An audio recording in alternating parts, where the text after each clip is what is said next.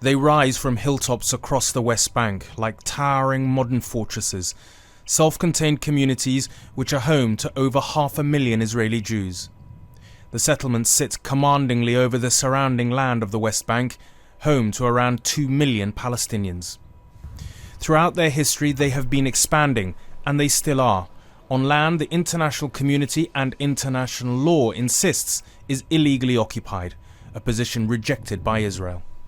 Donald Trump has been vocal in his support for the Jewish state, but this week he sounded a more cautious, nuanced tone, saying it had to act reasonably. Netanyahu is usually good with getting to know people. Oded Ravivi is a senior representative for Israeli settlers and was invited to Donald Trump's inauguration. He's entitled for his beliefs. I understand that America also has a list of interests, also has a list of allies that they need to satisfy, and that's where we differ.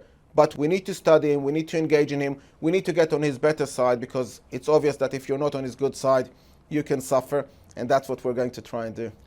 Land is the very essence of the Palestinian-Israeli conflict, and it's at the heart of the peace process trying to end it.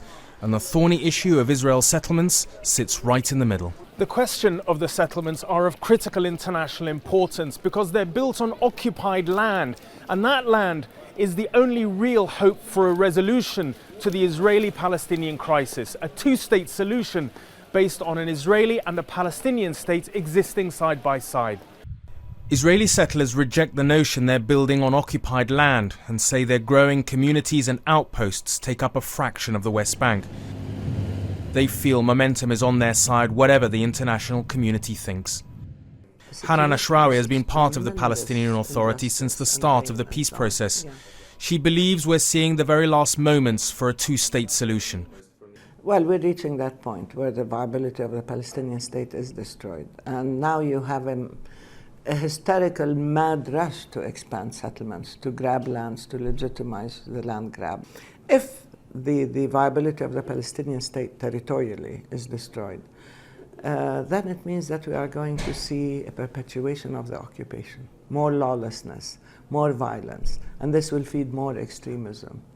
There's a sense of trepidation about the future in Palestinian towns on the West Bank. Many wonder which side of President Trump they'll see, the one leading an administration in which senior figures have raised funds to support settlements on occupied land, or the one that's starting to row back from some of his earlier statements and says he wants to find a new peace deal acceptable to both sides. Raghi Omar, News at 10 on the West Bank.